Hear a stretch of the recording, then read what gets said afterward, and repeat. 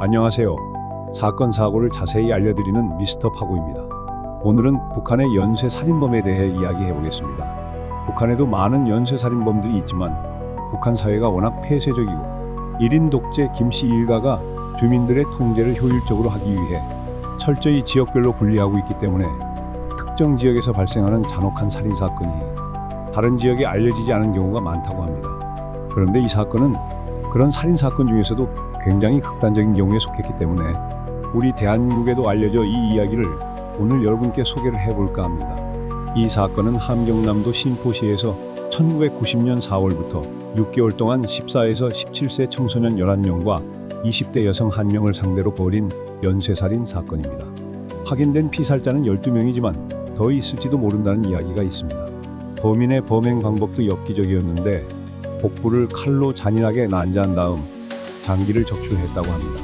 그리고 이 사건은 범행 수법도 잔인했지만 당시 수사에 나선 함경남도 신포시의 보안서가 제때 범인을 잡지 못해 희생자가 크게 늘어났었고 범인이 체포될 때까지 시간이 길었던 만큼 근처 주민들은 더 큰 공포와 불안에 떨었다고 합니다. 오늘 미스터 파고에서 그날의 진실을 파헤쳐 보겠습니다.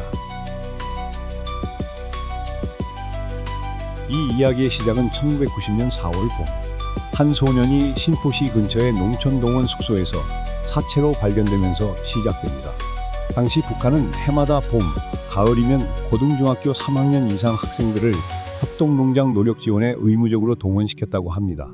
학생들은 봄철에는 대략 50에서 60일 정도, 가을철에는 20일 정도를 농촌 동원을 나가 일을 했습니다.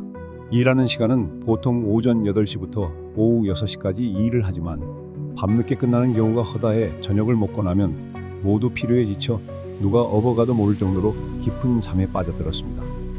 이렇게 동원된 학생들은 농장원 가정집에 2명에서 3명씩 나누어 잠을 잤는데 이때 범인이 낮에 학생들의 숙소의 위치를 확인하고 동선을 파악한 뒤 범행을 계획했고 보통 늦은 밤 11시경 실행을 하였다고 합니다.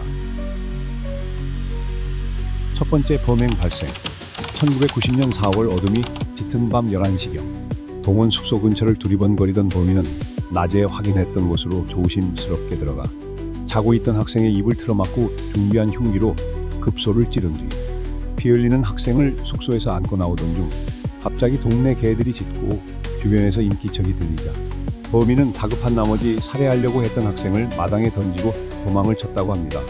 흉기에 찔린 학생은 많은 피를 흘려 다음날 아침에 사망을 했는데 그때 사망한 학생은 당시 고등중학교 4학년이 된 만 14세의 어린 학생이었다고 합니다.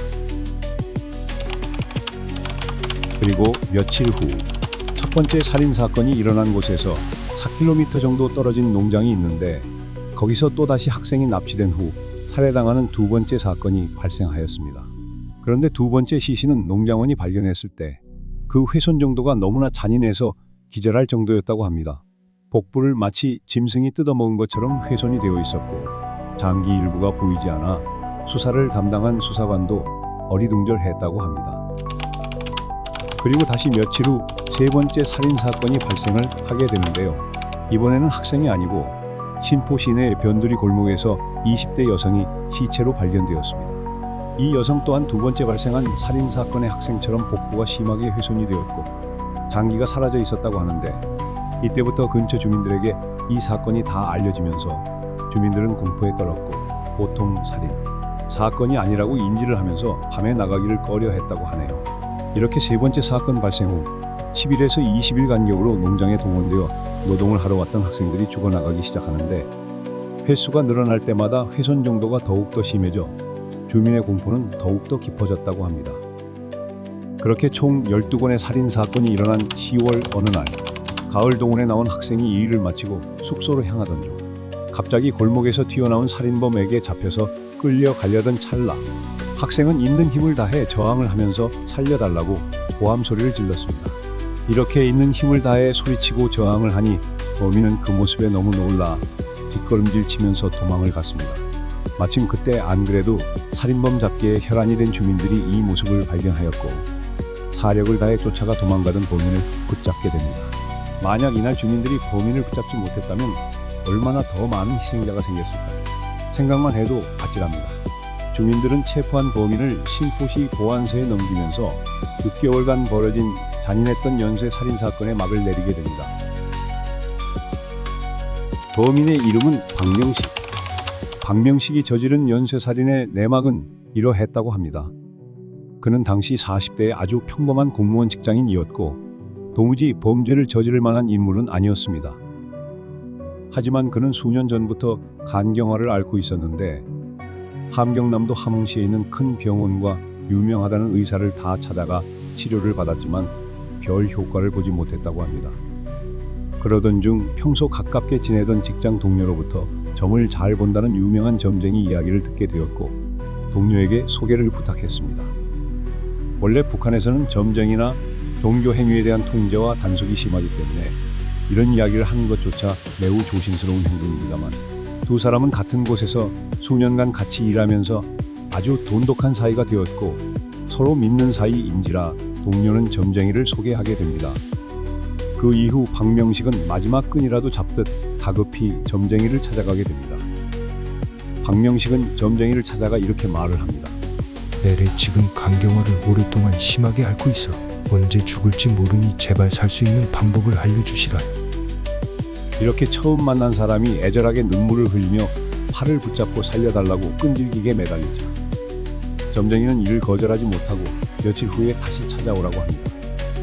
그리고 며칠 후 찾아온 박명식에게 이렇게 말을 하게 됩니다. 사람의 간을 먹어야만 간경화가 완쾌된다는 점괘가 나왔어. 그리고 젊은 사람의 간이어야 더욱 효과가 있을 거야. 점쟁이는 이렇게 말을 했다고 합니다. 듣는 순간 박명식도 깜짝 놀라 집으로 돌아갔지만 집에 돌아와 곰곰이 생각을 하면서 박명식은 깊은 고민에 빠지게 됩니다. 왜냐하면 평소 그는 직장에서도 조용한 사람이고 겁도 많으며 매우 소심한 성격이라 사람을 죽여야 된다는 것에 대한 죄책감과 불안 때문에 고민하고 괴로웠다고 합니다. 하지만 병세가 점점 악화되고 하루하루 버티기 힘들 지경에 이르자 그는 결국 큰 결심을 하게 됩니다. 이대로 있다가는 어차피 죽을 목숨이니 점쟁이 말대로 한번 해보자. 박명식은 마지막 방법이라는 생각으로 마침내 점쟁이 말대로 범행을 실행하게 됩니다. 정말 어처구니 없는 점쟁이의 책임없는 한마디로 12명의 죄 없는 어린 학생들이 죽었다고 생각하니 가슴이 먹먹합니다. 그 당시 주민들 사이에선 여러 소문이 있었는데 귀신이 하는 짓 또는 여우가 간을 먹고 갔다는 소문 등등 극도의 불안감을 겪었다고 하는데 아직도 그때를 생각하면 공포에 떨며 잠을 못 잘 정도라고 합니다. 이후 박명식은 1991년 10월 함경남도 신포시 인민재판소에서 재판을 받았는데 자신의 범죄를 모두 인정했고 사형을 선고받아 총사형으로 공개 처형되었다고 합니다. 그리고 얼마 후 그 범죄를 하게 만들었던 점쟁이도 결국 체포되어 열악하기로 유명한 북한 노동교화소에 수감되었고 체포 후 4년 뒤 시작된 고난의 행군 그리고 같은 재소자들 사이에서도 병원시 되어서 교화소에서 굶어 죽거나 맞아 죽었을 가능성이 높은 것으로 알려졌으나 형사범이라 그래도 어느 정도 대우를 해줬는지 노동교화소에서 15년 동안 복역하고 2006년에 만기 출소해서 신포시에서 다른 지방으로 추방되었다고 합니다. 추방된 이유는 다른 게 아니고 북한의 범죄자들은 만기 출소하면 다른 지방으로 추방되는 것이 원칙이라고 합니다. 이렇게 모든 사건이 일단락되었는데 이 사건은 북한 사회의 어두운 단면을 많이 보여주고 있습니다. 북한의 열악한 의료 시스템으로 인해 병이 생기면 치료하기는 너무 어려워 제대로 손쓰지도 못하고 죽어가는 사람들이 많다고 합니다. 그리고 인생에 신경을 쓰지 않는 공권력의 무능함은 비극의 주요 원인으로 지적되었죠. 그 당시 보안소와 지역 공산당 간부들은 사건을 은폐하기 위해 언론 통제를 강화했고 제대로 된 수사를 하지 않아 결국 보호받지 못한 주민들은 공포 속에서 생활했고 학생들은 죽임을 당하였습니다. 마지막으로 박명식 사건은 단순한 연쇄살인이 아닌 북한 사회의 구조적 문제를 적나라하게 보여준 사건이며 우리가 알고 있는 북한 이면의 진실은 아직도 밝혀지지 않은 부분이 많다라고 말할 수 있습니다. 이 영상은 북한 사회의 현실을 조명하기 위해 제작되었습니다. 지금까지 미스터 파고였습니다. 감사합니다.